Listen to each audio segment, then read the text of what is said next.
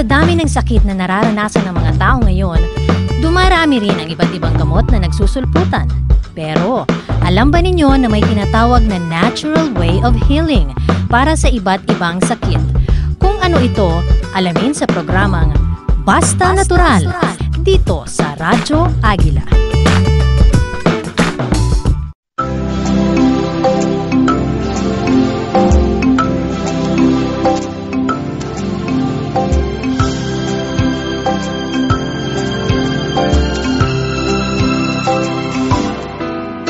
Isang magandang hapon po sa lahat ng ating mga masugid na tagapakinig. Ito po ang programang Basta Natural. Ako po si Doc Erwin Torres. Madami yung mga nanghihina yung katawan, ano? Talagang ito yung kinukomplain nung mga nakaraan, yung thyroid gland, 'di ba? Goiter, kinomplain sa atin yung asthma. Pero nandyan din yung nanghihina yung katawan. At ang isang problema na nakikita nating dahilan ay anemia. Pag-usapan natin ngayong hapon itong anemia. May mga pwede tayong gawin naturally, mga home remedies na makakatulong para makarecover sa ganitong problema. Kasi sa ngayon, dahil nga sa ang tinitingnan natin, ang madami sa mga kinakain, madami sardinas, hindi nagiging balanse yung ating pagkain sa panahon ngayon. Kaya may mga specific na nutrients na nagkukulang sa ating katawan. Nung nakaraan, pinag-usapan natin iodine. Ngayon, ang pag-uusapan natin iron. Although sa anemia, hindi lang iron deficiency, madaming klase na pwedeng maging dahilan kung bakit yung ating hemoglobin ay nagkakaproblema. Kapag ka mababa yung ating hemoglobin count, ayan, yung red blood cells, ay nagkakaroon tayo nitong anemia. Ang hemoglobin ay isang protina, iron-based protein na tumutulong para magdala ng oxygen sa iba't ibang bahagi ng ating katawan. Kasi pagka nagkukulang ng oxygen yung iba't ibang part ng ating katawan, nandun yung panghihina. So pagka anemic tayo, hindi makapag-deliver ng proper oxygen supply ang ating dugo papunta sa ating mga organs, sa iba't ibang mga tissues. Kaya iba yung mararamdaman. So, importante lang na properly diagnose. Katulad nga ng lagi nating binabanggit, importante yung pagpapakonsulta para malaman talaga ano yung kondisyon at magawa yung kaukulang gamutan. Sabi ng WHO, ang mga kalalakihan na merong less than 13 grams ng hemoglobin per deciliter, yun yung anemic. Sa babae, ang criterion ay it should pagka less than 12. So, mas mataas yung requirements ng kalalakihan. Pero there are cases na mas tumataas yung kailangang iron ng mga babae, lalo na tuwing pagkatapos or during menstruation. So, importante na ito ay maibigay sa ating katawan. Iba-ibang dahilan, iba-ibang klase ng anemia. Ang anemia ay ang dahilan niyan yung loss of blood cells dahil sa excessive bleeding. Halimbawa, yung mga nagme-menstruation, binanggit ko na kanina, o kaya yung mga nasugatan or na-aksidente ay may mga procedure, halimbawa nanganak, so nagbi-bleeding.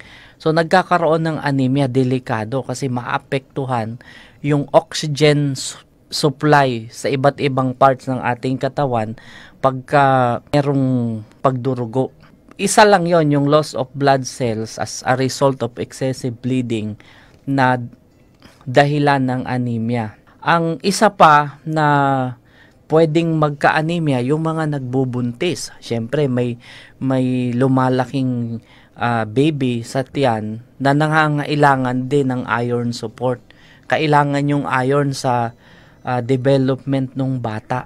There are cases na meron namang iron pero yung absorption ay mahina. hindi na-absorb ng katawan, maaring may mga chronic conditions katulad ng Crohn's disease, merong cancer, o kaya may HIV or AIDS, o kaya yung celiac disease, or yung bariatric surgery, yung mga surgery for weight loss. So pwede maging daan yon ng low absorption ng iron.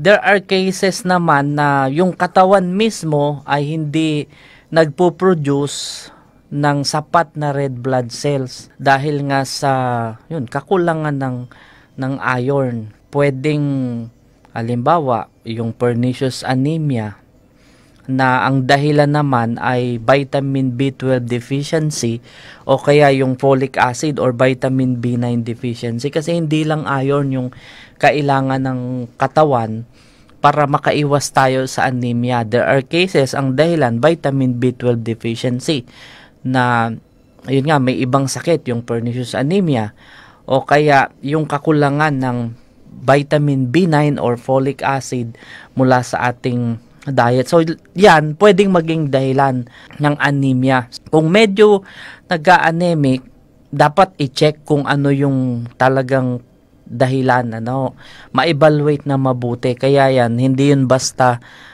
CBC lang. May mga iba pang mga test na makakatulong para ma-determine kung anong klaseng anemia.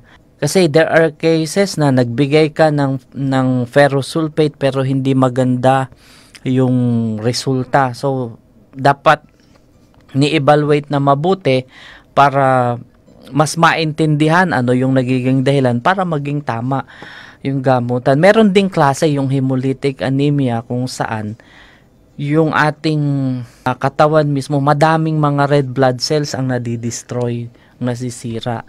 So yun, dapat yun na solusyonan. Meron naman na namamana. Ayan, yung sickle cell anemia. So nasa genes ito na kung saan yung ating red blood cells ay distorted o kaya yung crescent, pag tiningnan mo under the microscope, maputla o kaya yung bang ang shape niya ay kalamubuan. Yung bang kasi normally parang mga bilog siya pero pagka hindi ganon yung shape niya, like parang crescent, delikado yon. It could be sickle cell anemia na tinatawag. So madaming dahilan. Isa pang dahilan yung bone marrow disease, 'di ba? Yung leukemia o kaya yung myelofibrosis, na ito'y nakakaapekto sa bone marrow na gumawa ng red blood cells. So yan, ang tawag dyan ay aplastic anemia. So iba-ibang klase, iba-ibang dahilan. So kailangan na ma-evaluate kung anong klase para tama yung gamutan. So importante po 'yan, Ngayon, pagdating sa mga sintomas na pwedeng maramdaman, dapat bantayan din. Yung pamumutla, isang sign ng anemia. Pero pagka yung namumula na sobra, iba din yon. It could be anemia din. Tandaan natin, ang anemia ay resulta ng kokonte yung red blood cells na siyang nandun yung hemoglobin. Pagka nagkukulang tayo ng hemoglobin, madidisturb yung oxygen level sa ating katawan, sa iba't ibang bahagi ng ating katawan. So, ang tendency, yung ating puso, tumitibok ng mas matindi para, kumbaga, nagpapump siya ng mas matindi para maabot yung kailangang oxygen sa iba't ibang bahagi ng ating katawan. Kaya ang tendency pagka ganon na medyo bumibilis yung tibok ng puso, matindi yung pagtatrabaho niya, madali kang mapagod. Fatigue and tiredness. Yun yung pinakang obvious na symptoms ng anemia. Kaya talagang bantayan natin. Kasi yung mga nararamdaman ngayong pagod na katulad yan, madami sa atin nasa bahay lang at na yung bang sumusunod dun sa quarantine, lalo na kapag yung kanilang mga barangay ay naka-lockdown, dapat na ayusin. Isa pang dapat nating matandaan, may mga kaso ng yung mild lang yung anemia na hindi mo mapapansin yung mga sintomas. Taon yung binibilang or buwan. Makikitaan mo lang ng mga sintomas kapag severe na yung condition. So, yun yung mga dapat na nabantayan natin. Kaya, eto, yung iba pang mga sintomas, nabanggit ko na yung pamumutla, nahirapang huminga. Although, mapapagkamalan din na heart problem. Kasi nga, pagka-anemic ka, medyo bibilis yung tibok ng puso para yung dugo makaikot, makakompensate yung pangangailangan ng oxygen sa iba't ibang parts ng katawan, lalo na papunta sa utak.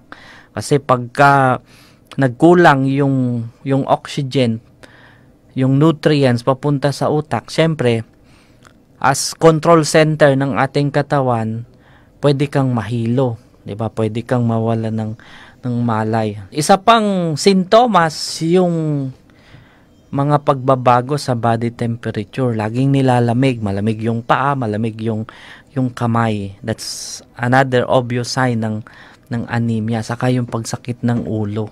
So, ilan lang ito: paleness, shortness of breath, changes in body temperature, yung pananakit ng ulo, yan, mga sintomas yan ng anemia.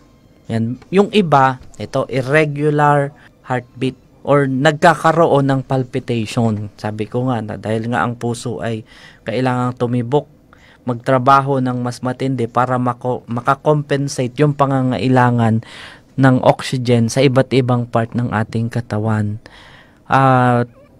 Initially, pwedeng magkaroon ng cognitive problems.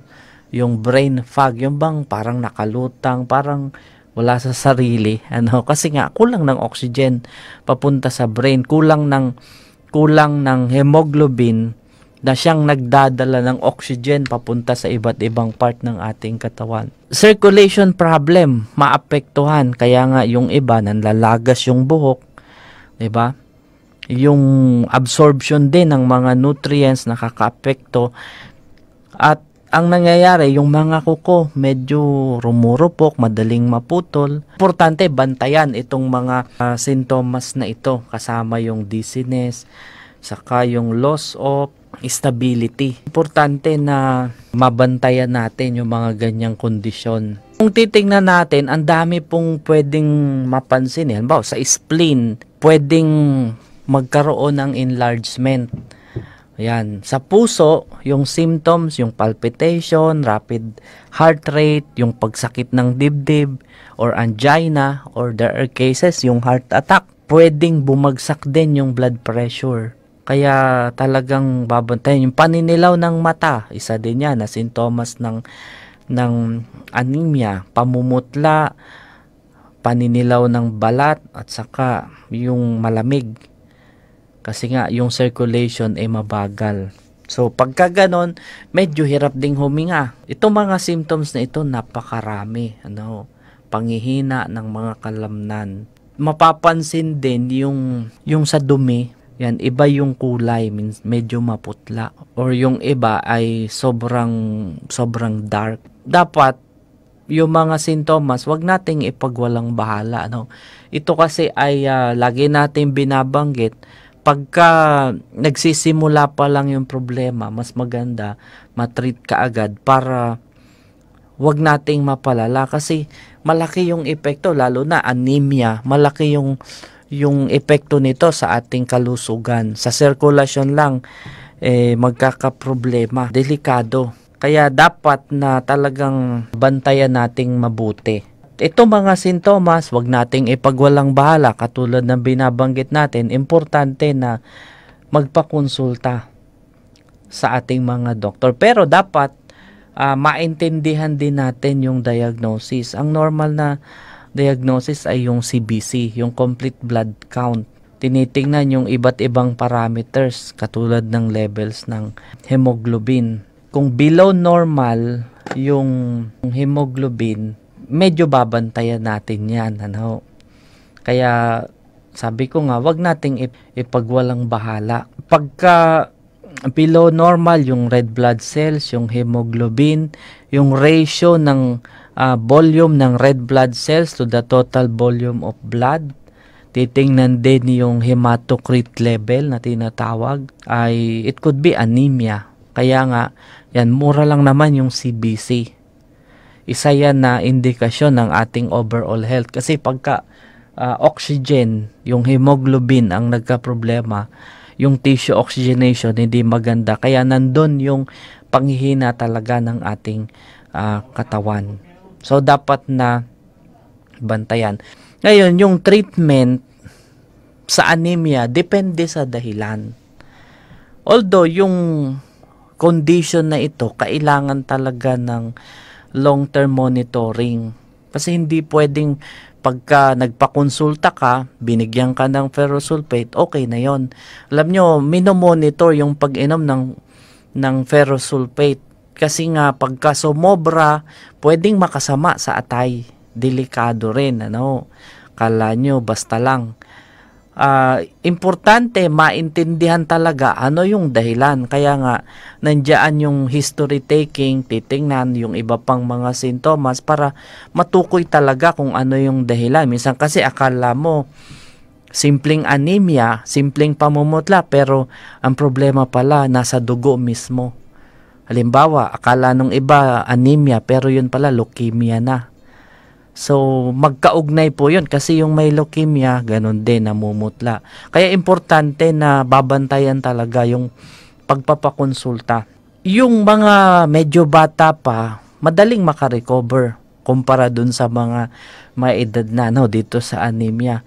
Ang tinitingnan din doon, merong mga iba pang underlying medical conditions na nakakaapekto sa absorption ng iron or absorption ng iba pang mga nutrients na kailangan para makontrol ang anemia. There are cases yung kakulangan ng B12 o kaya yung iba pang mga nutrients na kailangan. Halimbawa, ang iron, kailangan niya ng vitamin C. So, kahit sandamakmak na iron ang inumin mo, kung walang vitamin C, magiging useless lang. Pero dun sa ginagawa ngayon ng mga treatment, so, nandun yung iron supplement in case of iron deficiency anemia. There are cases na nagbibigay din ng iron infusions. Ayan, intravenous. Kapag ka severe yung cases, dinidextrose ng iron or vitamin B12. So, depende sa dahilan.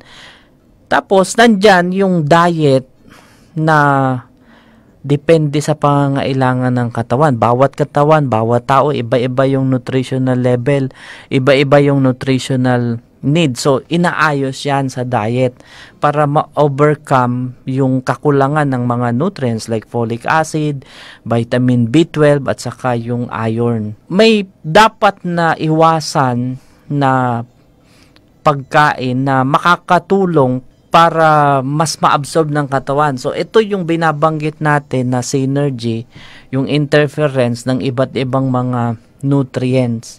So, iwasan natin yung mga pagkain na makakaapekto sa absorption ng iron, absorption ng iba pang mga nutrients na kailangan.